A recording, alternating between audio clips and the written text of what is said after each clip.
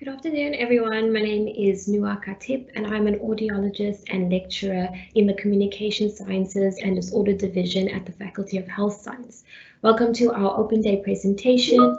I'm joined today by two colleagues of mine, Tara Kun and Fatima Kamruddin Serv. They are clinical educators who will be monitoring the Q&A tab.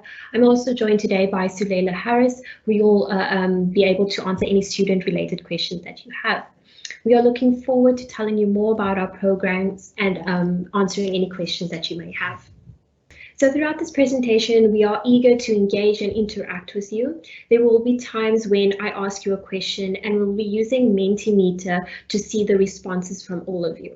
For those of you who are unfamiliar with Menti.com, it's an online platform which uses specific presentation codes to gather audience responses to specific questions. All right, so all you have to do is log on to your smartphone device or any other device that has a browser, type in Menti.com and wait for me to give you the code when we get to that point.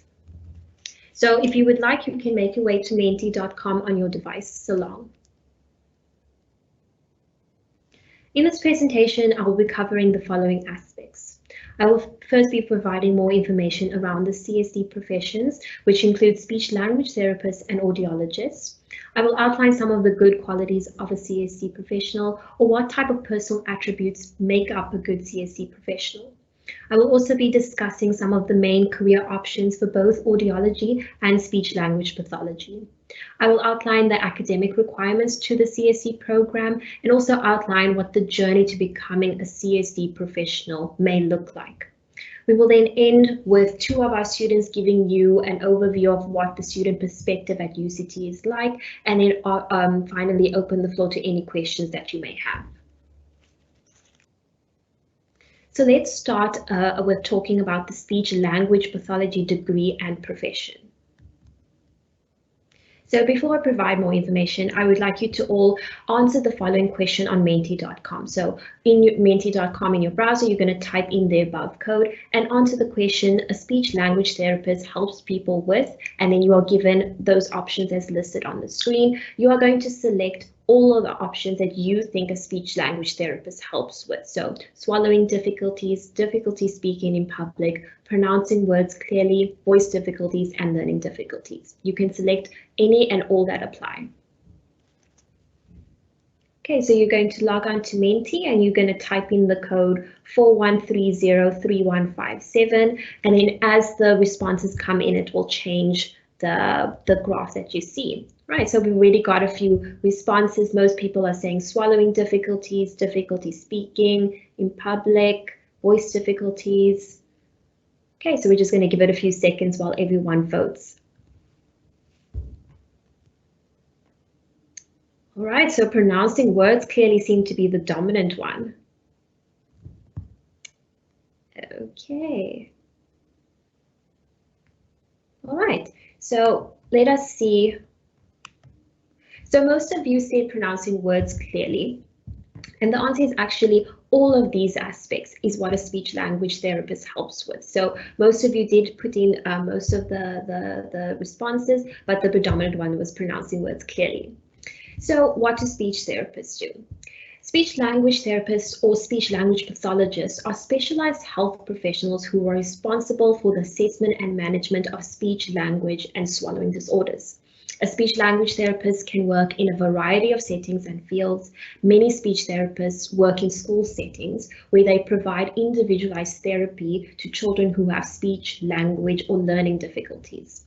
Speech language therapists will also be involved in clinical practice, and this can include the public health sector or the private sector.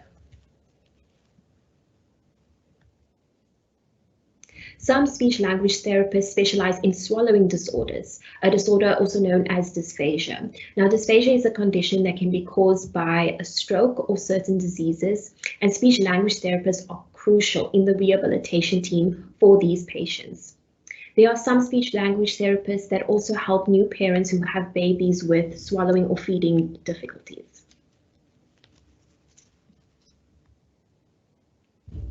Speech language therapists also specialize in the rehabilitation or management of specific language difficulties in both children and adults. These difficulties can include anything from difficulties with articulation, voice, or even fluency. They may also be involved with providing a rehabilitation plan, which includes specialized communication modalities, such as the device that you can see in the bottom left. This is also known as augmentative and alternative communication devices. Now, these devices are used for very specific patients, such as those with cerebral palsy.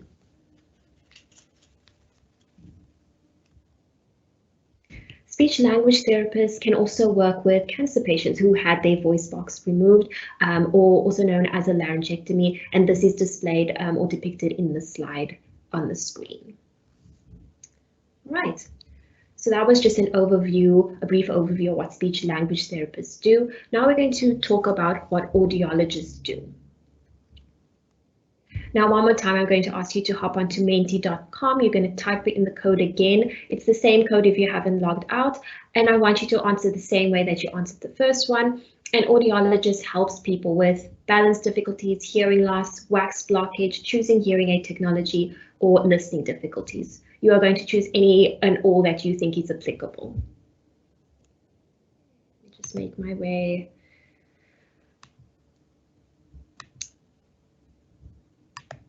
All right, so we're just going to wait for people to log on and to select all that they think audiologists do. All right, so we're getting a lot of responses. People are saying all. I'm looking for if there's anyone that maybe says more dominant things. Okay. Right. So right now the leading ones are hearing loss, choosing hearing aid technology, and listening difficulties. Okay, that seems to be the dominant one all around. So let us exit.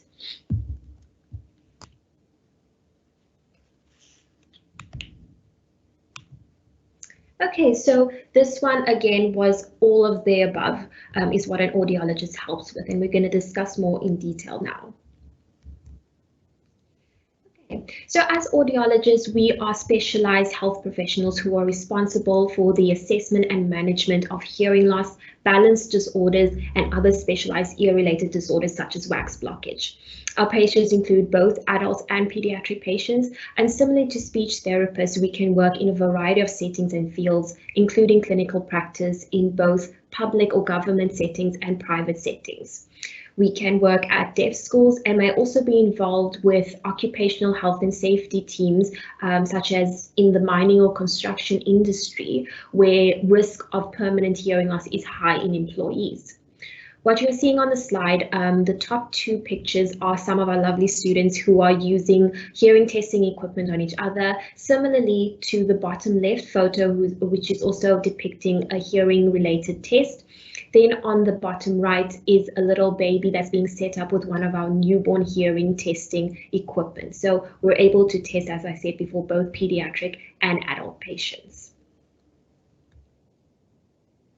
All right, so some audiologists specialize in vestibular assessment and management.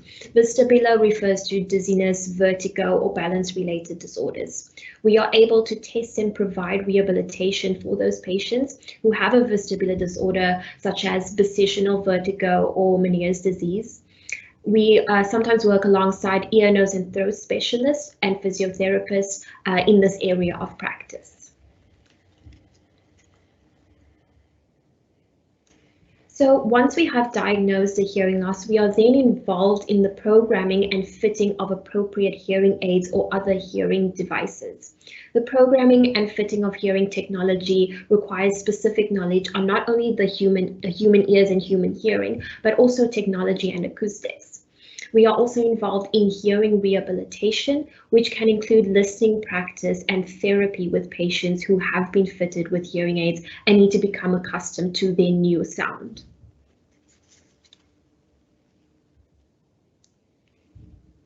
We are also responsible for educating the public on hearing health and the profession of audiology, specifically when somebody should make an appointment to see us and who is at risk of developing a hearing or balance related disorder. The pictures that you see on the screen are some of our lovely students again who are busy educating a community on healthy hearing practices.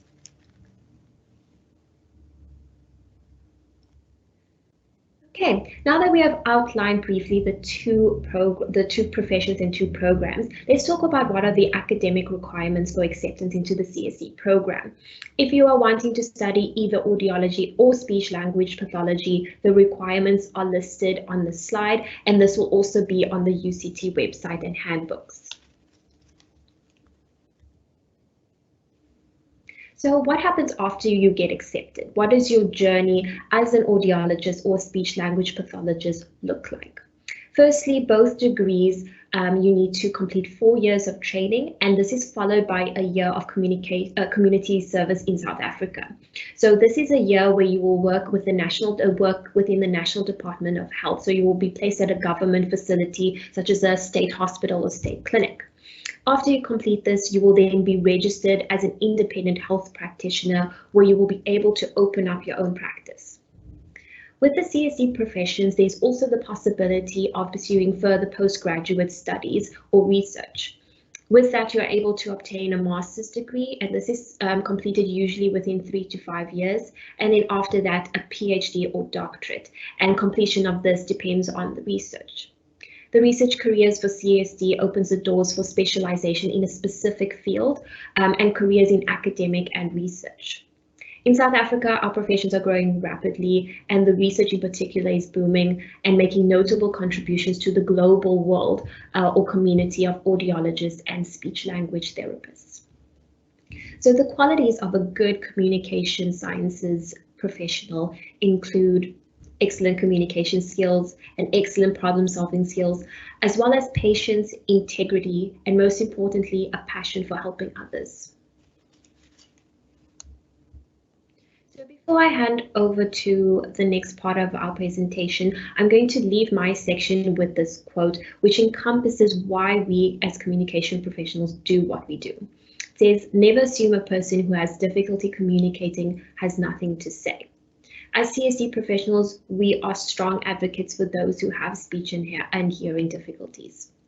So the next part of the presentation are going to be, it's two final year audiology students who have put something together to show you the UCT perspective of studying CSD. Okay, so firstly we'll hear from Mishka January and then Suleila Harris. Suleila Harris is with us live today, so she'll be able to answer any questions that you may have. Hi everyone, and welcome to the Student Perspectives PowerPoint. My name is Mishka January. I am a fourth year audiology student at UCT. If you're watching this presentation, you must be wondering about audiology or considering this as your next career path. If you're passionate about healthcare and you're passionate about helping people and making a difference, you're definitely in the right place. Audiology, to me, very simply put, and at its core, is all about helping people. The people that you'll be helping, you will usually have either an ear-related or a balance type of condition. As an audiologist, it will be your job to treat these conditions, but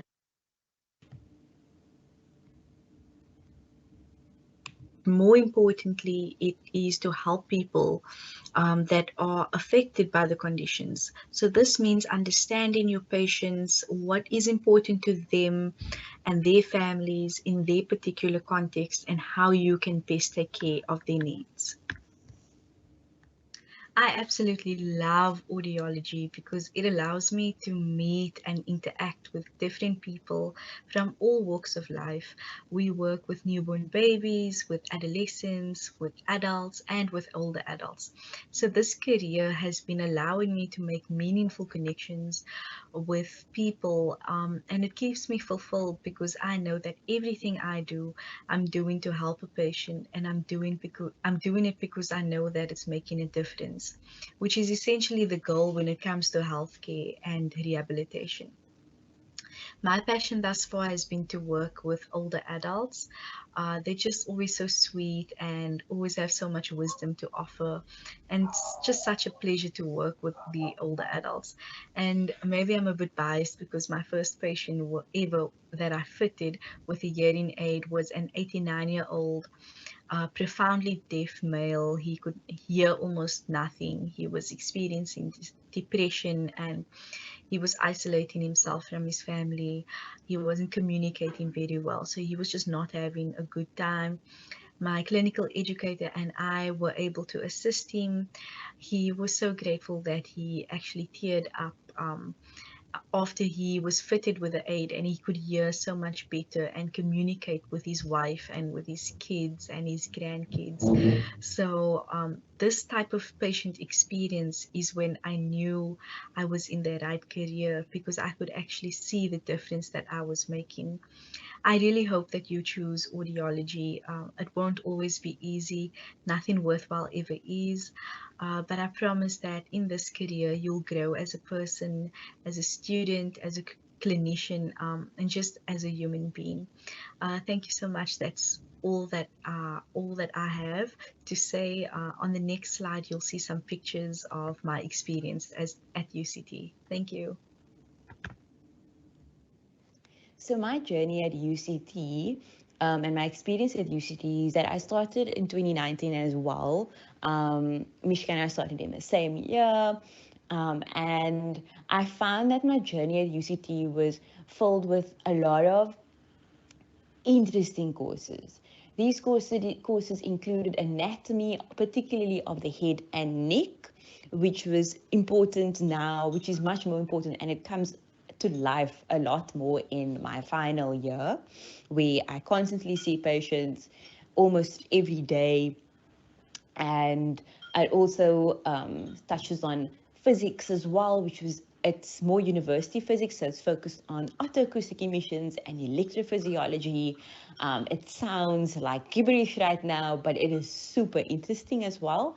And I suppose that's what also makes it much more interesting. There's also communication courses, there's language courses and linguistics courses. And because it gives you this very broad scope of audiology at first, the different courses, it seems like, why am I doing these courses in first and second year? And then in third and fourth year, you see it really relate to your clinics, and it really comes to life. And I think that was also a beautiful experience when I saw all my theory come to life in clinics. And also, you are very much interactive with the deaf community. You learn sign language in third year, and that was interesting as well. Um, Also, seeing the first patient, I was very much, maybe you might find yourself being a bit anxious, but don't worry, everyone feels like that at first when seeing your first patient. The most amazing experience I had with one of my patients in terms of hearing is that I fitted an elderly patient with a hearing aid, and he actually had a bit of an emotional experience when hearing. And I think that's what my experience about with audiology or being an audiology student is based on, is just how you're giving this patient and you're assisting this patient, holding their hand through this journey of hearing loss, which is essentially a disability, and taking them through that journey and being there for them. Providing them with a hearing aid has been a, the best experience, because of how I've realized as an audiology student how hearing loss in specifically really affects brain function. It affects the lobes that you're focused on. It affects self-esteem, self-confidence. It affects life in general, job opportunities, socializing with people, interacting with people, and that. And if you think about it, this the bones in the ear is so small. These three bones in the ear, that is the smallest bones in the body, but it provides so much to the patient, I mean to anyone. Without hearing, I find that lives are changed significantly. And when providing a patient with a hearing aid, it also changes their life positively, significantly as well. And I think that was amazing to see. Right, so that was our two lovely final year students, and they've just given this message to all of you, wishing you all the best for your exams coming up. All right, so now we are going to start the Q&A session. I believe that there are some questions already, so I'm just going to stop sharing. Okay.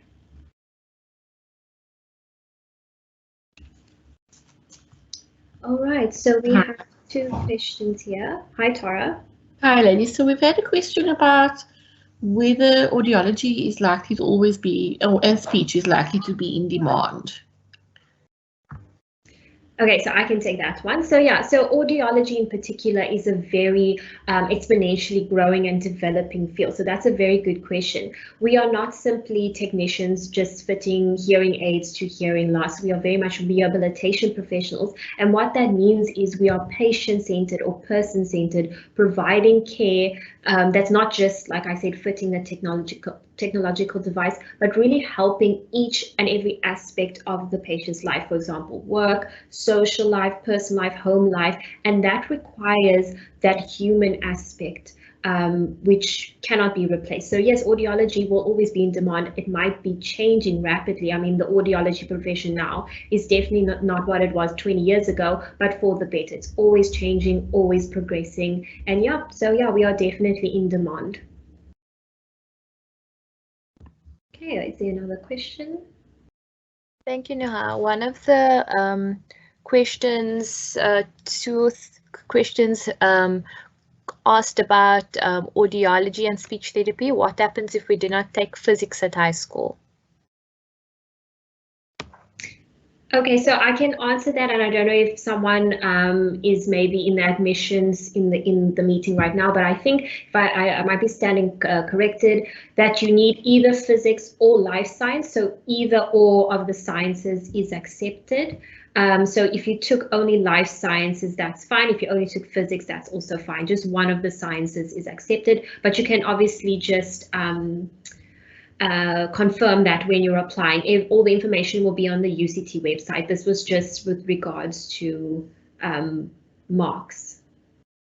Okay, I'm having problems scrolling down. Is there another question? We did have a question about how many people may be accepted for the courses. Okay, so that one, again, I don't think I'll be able to answer fully, but I can tell you that, look, our first year class right now is 66 people, and that's including speech and audio. So it's pretty much around 30 to 40. It's quite competitive, and our classes are very small. So I don't know if maybe Tara or Fatima can help me with that, but yeah, our classes are very small, so it is quite competitive. So if you are interested in speech language therapy or audiology, make sure you get good marks and apply as soon as possible. I think maybe this is a question for Suleila. Learners have asked how demanding is it to get into audiology and speech therapy? Hi everyone. It was actually quite demanding to get into speech therapy.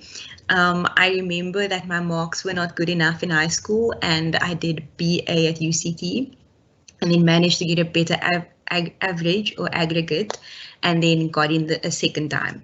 So it is quite demanding, and the admission, the amount of people that can be accepted into audiology and speech therapy or CSD, communication sciences and disorders, there's not a lot of space. So it's quite competitive, I would say.